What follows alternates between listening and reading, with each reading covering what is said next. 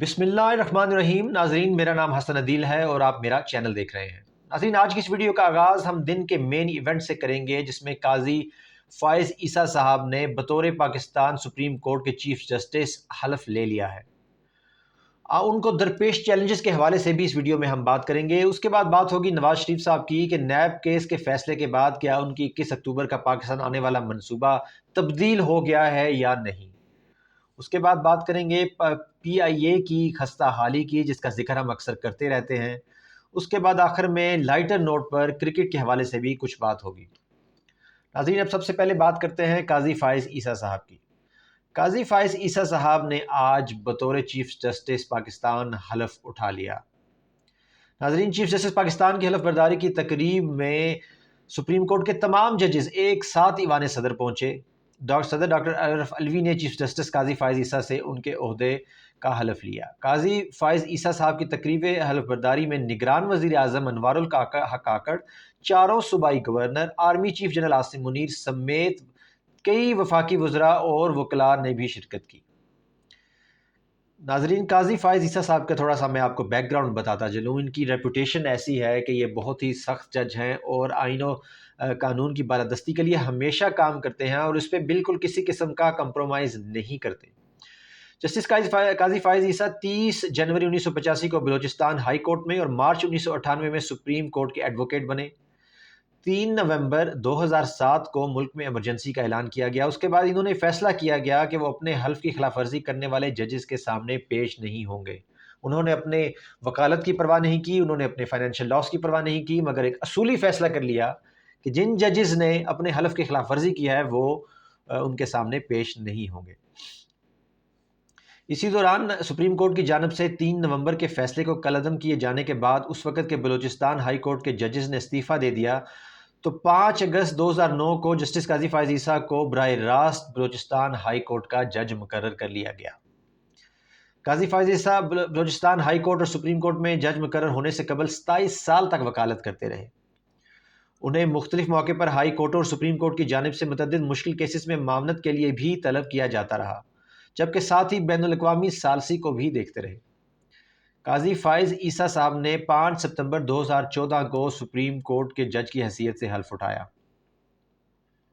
काजी फ़ाइज़ ईसा का जो टेन्योर होगा बतौर चीफ जस्टिस वो 25 अक्टूबर 2024 तक रहेगा। तो इतना लंबा अरसा नहीं है, इसमें 2-3 महीने की छुट्टियां भी हैं, मगर इस टेन्योर को अहमियत इस लिहाज से हासिल है कि ये एक पाकिस्तान इस वक्त बहुत ही नाजुक और मुश्किल दौर से गुजर रहा है। काजी फ़ाइज़ ईसा के सामने जो सबसे बड़ा मामला आएगा वो होगा 90 दिन में इलेक्शन करवाने का। ये ऐसा केस है जिसमें एक तरफ तो पाकिस्तान की इस्टेब्लिशमेंट है, PDM जमातें हैं, निगरान हुकूमत का एक स्टांस है कि वो नहीं चाहते, हमें क्लियरली नज़र आ रहा है कि वो 90 दिन में ज़ाहिरी तौर पर इलेक्शन नहीं चाहते। वो चाहते हैं कि पहले डीलिमिटेशन हो, हल्का बंदियाँ हो, उसके बाद जो है वो इलेक्शन का मामला जब भी वो कराना चाहें वो अपनी मर्ज़ी से करवाएं। मगर कानून और आइन में बात बिल्कुल क्लियर लिखी है कि 90 दिन में इलेक्शन होने चाहिए। इस मामले में काजी फ़ाइज़ ईसा साहब के लिए बहुत बड़ा चैलेंज होगा कि वो सारा प्रेशर को झेल सकेंगे या नहीं, वो सारा प्रेशर झेलते हुए आइन की बालादस्ती के लिए काम कर सकेंगे या नहीं।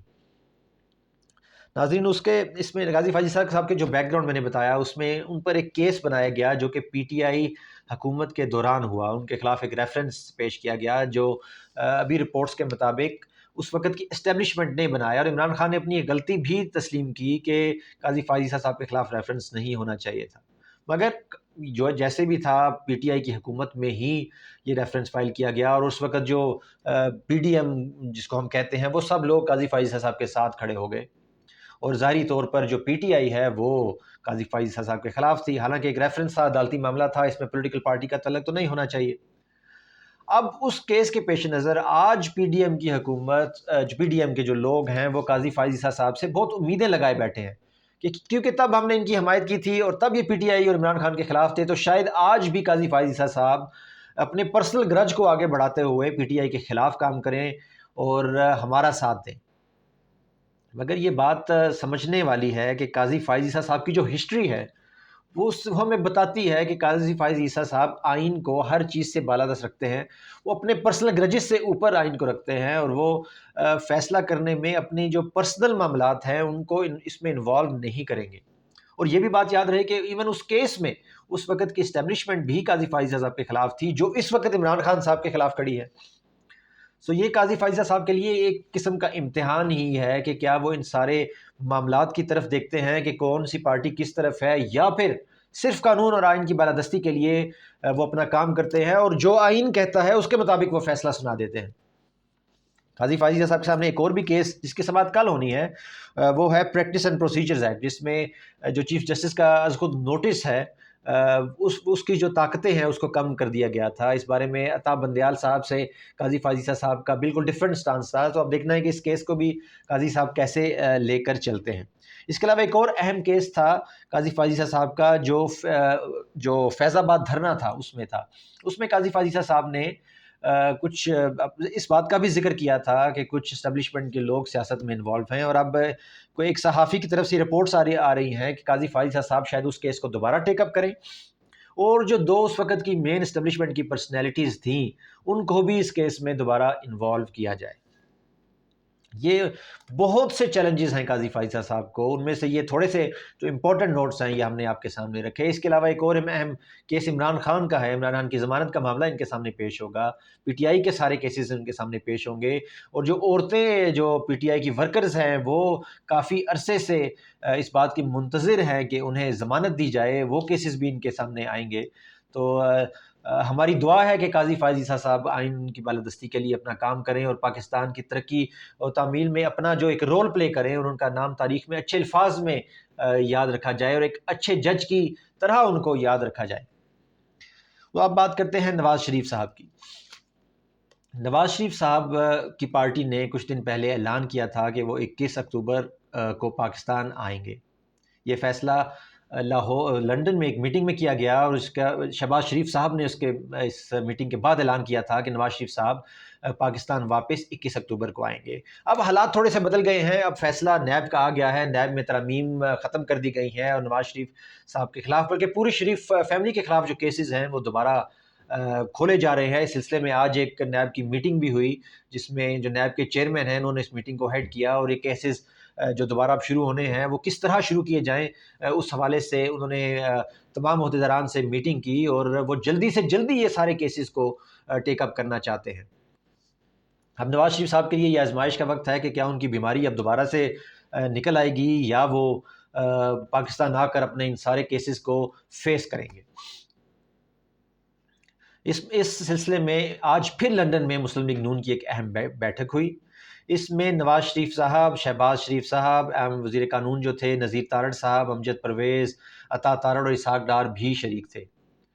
اور اس میٹنگ میں یہ ڈیسائیڈ کیا گیا کہ نواز شریف صاحب کی جو 21 اکتوبر کی آنے کی تاریخ ہے اس میں کسی قسم کی کوئی رد و بدل نہیں کیا جائے گا، اور ابھی بھی ایز پلانڈ ہی معاملہ چلے گا، اور نواز شریف کی آنے کی تیاریاں بھی پاکستان میں جو شروع کر دی گئی ہیں ان میں بھی کسی قسم کی رکاوٹ نہیں ڈالی جائے گی.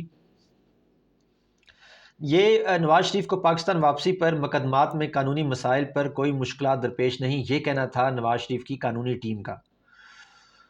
نون لیگ کی قانونی ٹیم نے نواز شریف کی پاکستان واپسی کے لیے ایک لائحہ عمل تیار کر لیا ہے. خیال رہے کہ سابق وزیر اعظم نواز شریف 21 اکتوبر کو پاکستان جب پہنچیں گے تو نون لیگ کی جانب سے ان کا ایک بہت بڑا استقبال کرنے کی تیاری کر لی گئی ہے. اب دیکھنا یہ ہے کہ وہ تیاری جو استقبال ہے وہ کامیاب ہوتا ہے یا نہیں.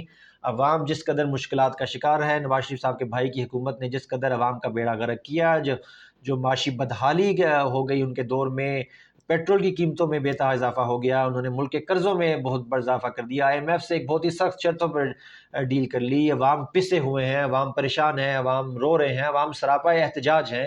تو اس ساری صورتحال میں مسلم لیگ نون نے کتنا بڑا استقبال نواز شریف صاحب کا کر دے گی، یہ مسلم لیگ نون کے لیے بھی ایک بہت بڑا چیلنج ہے. اور دوسری بات یہ بھی ہو سکتی ہے کہ نواز شریف صاحب جیسے یہ رپورٹ آئیں انہیں اریسٹ کر لیا جائے. تو یہ سب معاملات آنے والے کچھ دنوں میں واضح ہوں گے. اور خورشید شاہ صاحب کی بات ہمیشہ اپنے ذہن میں رکھیے کہ نواز شریف صاحب کی جو واپسی ہے وہ کچھ پتہ نہیں لگتا اس کا، کیونکہ نواز شریف صاحب کی بیماری بڑی سینسٹیو ہے، وہ کسی وقت بھی دوبارہ حالات کے مطابق باہر آ سکتی ہے. اب بات کرتے ہیں پی آئی اے کی. پی آئی اے بدحالی کا شکار ہے، وہ اس میں بہت بڑے بحران میں ڈوبی ہوئی ہے، اور اب انہوں نے انٹرنیشنل فلائٹس میں تو مسئلہ تھا ہی، ہم نے دیکھا کہ سعودی عرب کے ایک ایئرپورٹ پر جا کر پی آئی کا جہاز کھڑا ہو گیا اور انہیں جانے کی اجازت نہیں دی کیونکہ تیل کے پیسے نہیں دیے ہوئے تھے۔ اب اسی طرح کے معاملات اندرونی ممالک فلائٹس میں بھی آ گئے ہیں، جس میں پاکستان کی جو اندرونی فلائٹس ہیں پی آئی اے کی، وہ بھی شدید طریقے سے متاثر ہو رہی ہیں۔ تقریباً ہر فلائٹ ہی ڈیلے ہو رہی ہے، چاہے وہ فلائٹ لاہور سے کراچی کی ہو، گلگت کی ہو، سکردو کی ہو، کراچی کی ہو، سب فلائٹ جو ہیں وہ ان میں ہم ڈیلے دیکھ رہے ہیں۔ اور یوں معلوم ہوتا ہے کہ پی آئی اے کے جو عہدیداران ہیں وہ عوام کو اتنا تنگ کر رہے ہیں، اور ان کی نیت شاید یہ ہے کہ عوام کو وہ اس پیج پر لے آئیں کہ بھائی اس سے ہماری جان چھڑائیں، اس کو بیچیں، اس کو پرائیویٹائز کریں۔ اگر ایسا ہے تو یہ ایک انتہائی ہی گھٹیا قسم کا ٹیکٹک ہے پی آئی اے کے عہدیداران کی طرف سے، بجائے اس کے کہ آپ اپنی انرجی صرف کریں کہ پاکستان کا یہ جو قومی اثاثہ ہے اس کو کیسے بچایا جائے، اس کو کیسے اس بحران سے نکالا جائے، اس بارے میں میٹنگز کی جائیں، ایک لانگ ٹرم اسٹریٹجی بنائی جائے۔ وہ عوام کو اس طرح تنگ کرنا شروع کر رہے ہیں کہ بھائی اس کو بیچے اور جان چھڑائے، اور آج کی جو نگران حکومت ہے وہ اس کو بیچنے میں ایک اہم رول ادا کرے، اور اس کو کوڑی کے داموں بیچا جائے، اور اس میں اپنے کک بیکس لیے جائیں، اس میں کرپشن کی جائے۔ ناظرین، ہم آخر میں سیریس باتوں کے علاوہ لائٹر نوٹ پہ بات کرتے ہیں پاکستان کرکٹ کی۔ پاکستان کرکٹ جب میچ کھیلا جاتا ہے تو اس وقت جو پاکستان کے عوام جو انتہائی بدحالی کا شکار ہیں، جو مسائل میں ڈوبے ہوئے ہیں، جو مہنگائی کا شکار ہیں، جو بے روزگاری کا شکار ہیں، تھوڑی دیر کے لیے ان کو ایک ریلیف سا مل جاتا ہے۔ اس کرکٹ دیکھتے وقت وہ اپنے مشکلات کو بالکل تھوڑی دیر کے لیے سائڈ پہ رکھ کے ایک انجوائمنٹ کی طرف وہ چلے جاتے ہیں۔ ناظرین، کرکٹ کے حوالے سے خبر یہ ہے کہ پاکستان کے جو مشہور بالر ہیں نسیم شاہ، وہ انجر ہو گئے ہیں، اور اب کافی زیادہ عوامی پریشر ہے، بلکہ سیاسی بھی پریشر بلڈ ہونا شروع ہو گیا ہے کہ محمد عامر جو ہیں انہیں ٹیم میں واپس لایا جائے۔ تو اب دیکھنا ہے کہ پاکستان کرکٹ بورڈ اس بارے میں کیا فیصلہ کرتا ہے۔ ناظرین، یہ ویڈیو دیکھنے کا بہت شکریہ۔ اللہ حافظ۔ پاکستان زندہ باد۔